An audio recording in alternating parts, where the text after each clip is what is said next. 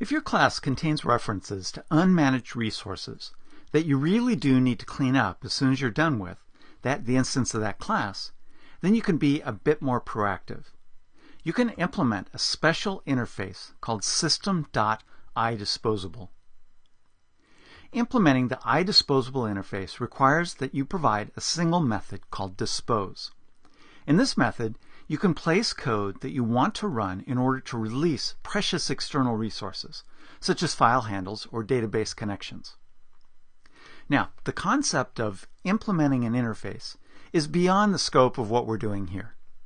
You really need to study object-oriented techniques if you're unfamiliar with this concept. But it's easy to summarize what's going on, though. An interface is simply a group of method definitions. And when you implement an interface, you're agreeing to provide a method in your code corresponding to each method in that interface definition. The .NET Runtime can then detect that your class implements the interface and therefore contains all the methods in the interface. In the case of iDisposable, implementing the interface means that the .NET Runtime is guaranteed that your class contains a dispose method, and that the .NET Runtime can call your class's dispose method in order to dispose of resources. Here's a dispose demo class that implements the iDisposable interface and includes some code that releases its file stream object from within its dispose method. After the dispose method releases the file stream object, it displays information in the console window, so you can tell exactly when the code is executed. Okay, so there's several things to point out about this class. The first thing is that it implements the iDisposable interface. So this is the syntax for doing that. You have the class and the class name, a colon, and the name of the interface. Now, a big caution right here. This is the same syntax that C# uses to indicate that dispose demo inherits from a class as well. You would put the name of the class that it inherits from right here. So how do you tell the difference? Well, a big way is to follow the convention that all interfaces start with an I, and then uppercase whatever the name of the class is. So for example, if I implemented an identity interface, then I would name it iIdentity. And so that's a quick and easy way of seeing that. The other thing you can do is hover over it, and as you can see, IntelliSense tells me that this is an interface called system.iDisposable. It also gives a little bit of information about what that interface is all about. And of course, if this was a class, actually a class that you're inheriting from, then that would say class. Another potential way of telling the difference is that you can only inherit from a single class. So there's single inheritance within C#. But you can implement multiple interfaces. So if there's a comma delimited list here, and there's more than two things, then you're probably, well, you're either implementing 3 or more interfaces, or you're inheriting from a class and implementing 1 or more interfaces. Okay, so just be aware of that little kind of gotcha. .NET Framework pretty consistently throughout names interfaces I something, so that's a really easy way to tell. And you'd be well advised to follow that same naming convention within your own interfaces that you define. Okay, and then it defines this field that's a file stream, and there might be a constructor, there could be other code to initialize it, and so forth. All right, then there's this already disposed variable.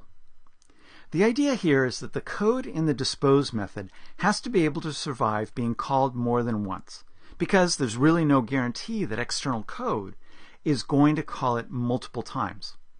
And so a very common pattern is that most developers use is to include a class level variable like this that keeps track of whether the procedure has already been executed, whether the dispose method has already been executed.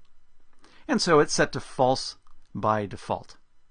All right, then we have the dispose method itself. And of course, the class could have lots of other properties and methods and events, all kinds of members and so forth. But this is a very simple demo class. So here is the method that I have to implement when I say that I'm implementing the iDisposable interface. In this case, it's just a single method, but there are some interfaces that require you to implement many methods. Okay, so we have the onDispose method, and then the code first checks to see if the object has already been disposed. So that's referencing this variable here, and it's using the this keyword to reference this instance of the object. Okay, and if it's not already been disposed, it's going to check and make sure that fs is not null, because if it is null, then we don't have a valid reference to anything. It was never created. Presumably there's some methods or a constructor in here that will do something to actually instantiate that fs class. And if it's not null, we need to call the close method. And then this particular example, just write something out to the console to indicate that it's in the disposed method. All right, so this is really the important code here. This is releasing the resources that are being referenced by that FS object. And again, this is an external resource. I have a reference to something that is not part of the managed .NET code or my application. All right, so in this case, because it is called the close method, and I'll talk more about that shortly, I'm going to indicate that it's already disposed, so that if this method is called again, it'll see that it's already disposed and this code won't execute again. So that's essentially a performance booster. It's not having to do all the work of closing and disposing of that object. Okay, and so because it has performed the necessary finalization, it's a good idea to optimize the application by indicating to the garbage collector that it doesn't need to finalize this object. That happened within that close method right there. And again, I'll talk more about that shortly.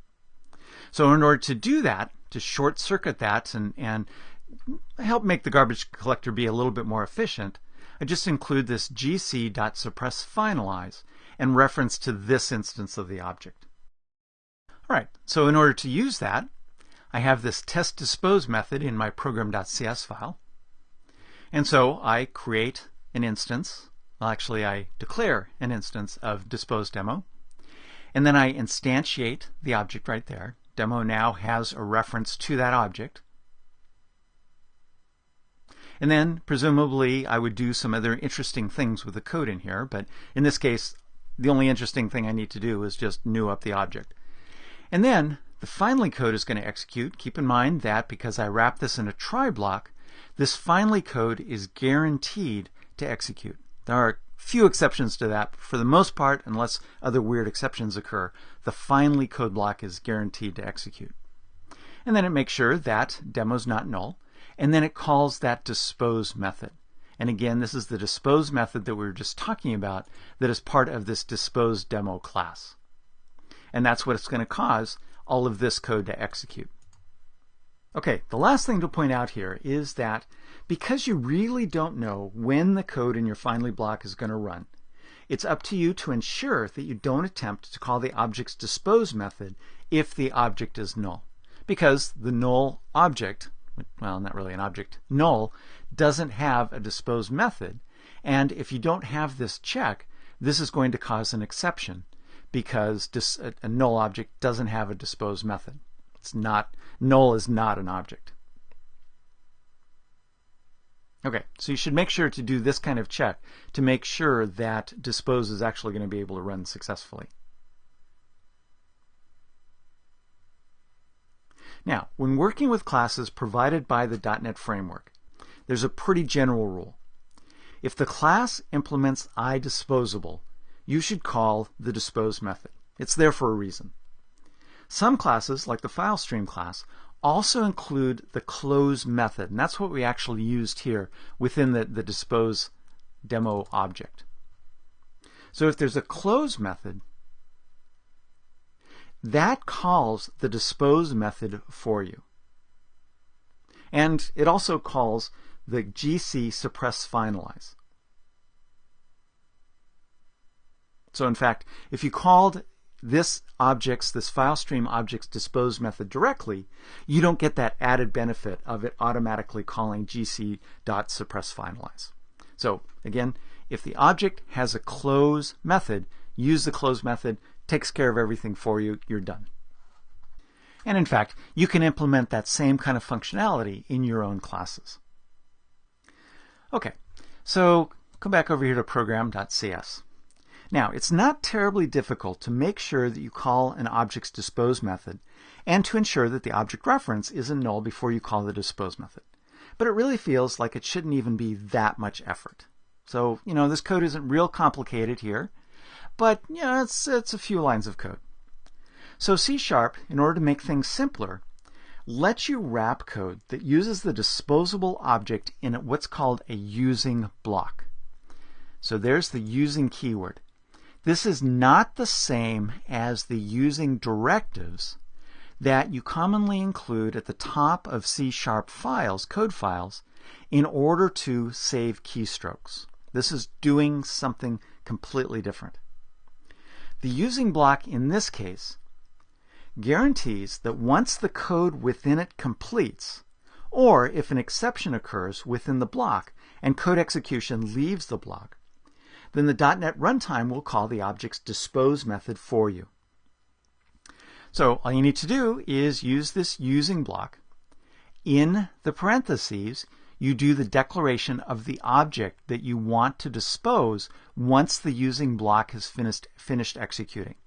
And obviously I don't have any code here, but you could have a statement, hundreds of statements, whatever you want in here. As soon as all of that code completes, either through normal processing or an exception being thrown that throws you outside of the using block, then C# will take care of calling the dispose method on that object for you. All right, so that's much cleaner code than doing all of this up here. It essentially does everything for you in this single statement, and then you just write your code here that you would typically write, flesh out the rest of this try block. You'd put the same code within this using block right there.